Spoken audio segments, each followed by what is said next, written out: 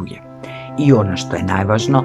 кога ќе се убедиме себе си дека воопшто не е себично да се сакаш себе си, да најдеш време за себе.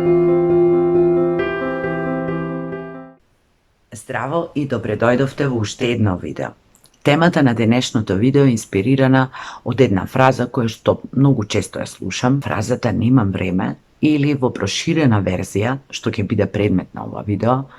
"немам време за себе". Оваа фраза ја слушам многу често од моите пријатели, од познаниците, од луѓето со кои што работам, а се разбира дека и јас ја кажувам почесто во минатото, меѓутоа и ден денес знам да кажам, иако сите знаеме дека немам време е само изговор и постои една изрека за која јас и сум пишувала на мојата страница "Ти можеш", а тоа е дека тој што сака да најде време, ќе најде начин, а тој што не сака, ќе си бара изговори. Кога викаме немам време, зад тоа немам време се кријат многу други работи кои што не сакаме да ги кажеме. Многу често е во прашање не сакам и да не им кажуваме на луѓето дека нешто не сакаме, да не ги повредиме. Ние многу често викаме немам време или кога ќе најдам време, а како што знаеме најчесто време не наоѓаме. Но она што е битно за денешното видео е немам време за себе, затоа што ако зборуваме за личен раст и развој, ако зборуваме за работа на себе, ако зборуваме за секојдневното живење кое сакаме да го подобриме, да се чувствуваме подобро, да бидеме поуспешни, да градиме подобри односи со другите луѓе и така натаму, ние мора да имаме пред се време за себе.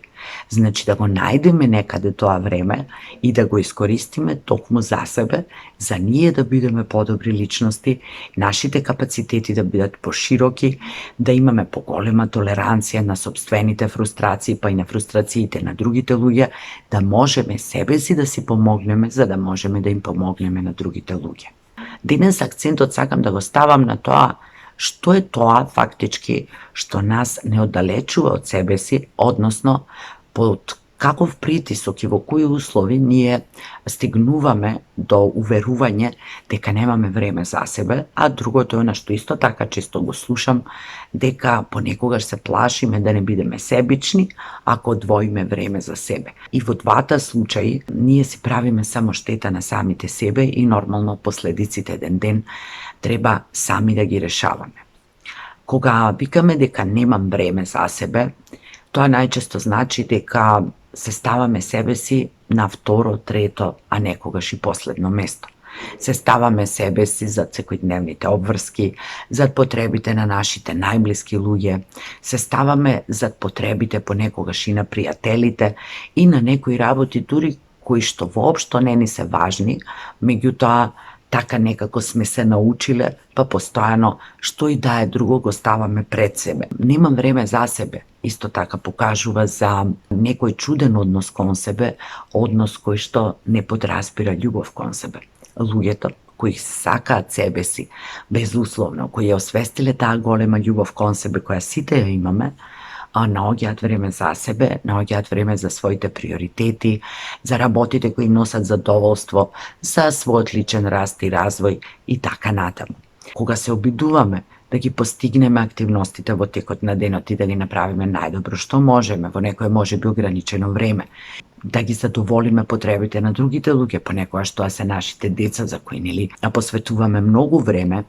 им е потребна нашата помош, понекогаш тоа се нашите партнери, родители, пријатели, и во такви ситуации секогаш гледаме да бидеме секогаш тука и да го направиме најдоброто што можеме за нив, а за нас ако остане време. И најчесто не останува. Ако ова трае подолг период, како што кажав и на почетокот,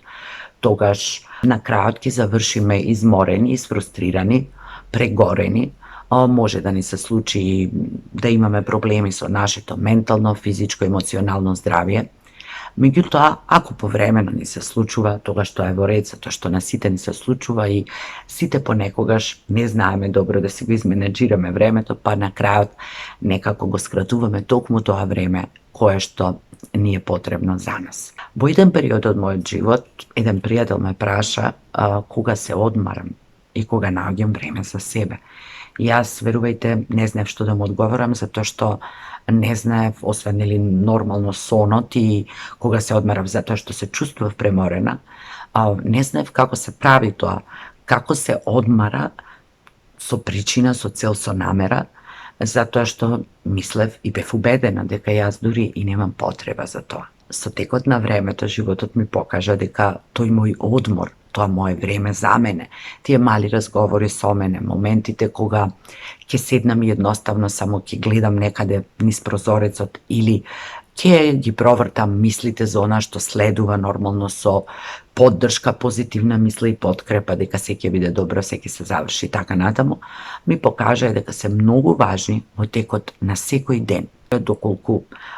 немаме време секој ден и доколку не ни е тоа станато навика, се до тогаш додека не ни стане навика, ќе треба малку да поработиме на тоа, да не речам да се принудиме себе си од време на време, да знаеме да застанеме, да кажеме добро, во ред, доста е, и да седнеме барем 5-10 минути во кои ако ништо друго ќе се издишиме, ќе го провртиме она што се случувало во текот на денот со благодарност, ќе си кажеме на себе си можеби браво, колку денес предизвици совлада, што се направи и ќе собереме енергија за да можеме да продолжиме понатаму со активностите што ги имаме во текот на денот. Би било убаво исто така да најдеме време само за себе, во кое што ќе исполнуваме различни активности кои не задоволуваат и не прават среќни. Многу е тажно кога луѓето во младоста особено имаат некои желби, некои своји соништа, некои своји хобија, а подоцна во животот се откажуваат од нив токму затоа што немаат време. Може би е време да се подсетиме на некои своји такви интереси кои некогаш многу ни значеле и кои сме ги заборавиле, да најдеме барем половина час во текот на денот или во 2 дена и полека да се вратиме на тоа свое хоби или на тој свој сон, нешто што ќе не прави среќни.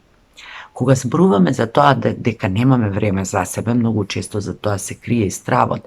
да не испаднеме себични, да не ги повредиме другите луѓе затоа што ќе им кажеме извини, ама сега немам време за тебе, сега сакам да направам тоа и тоа, да бидам со себе, да читам книга, да гледам филм, да прошетам сама,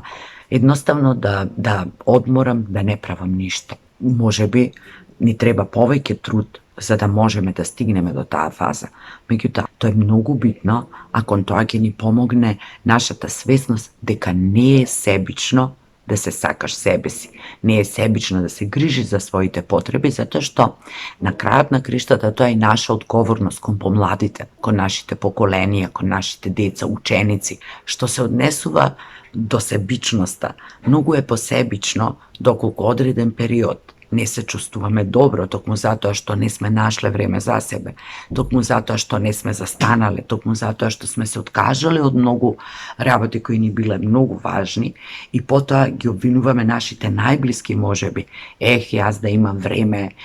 да не беше ти, да не беше оваа работа и така натаму. Меѓутоа, тоа се само изговори, кои што често мора да признаеме ги слушаме од луѓето во нашата околина.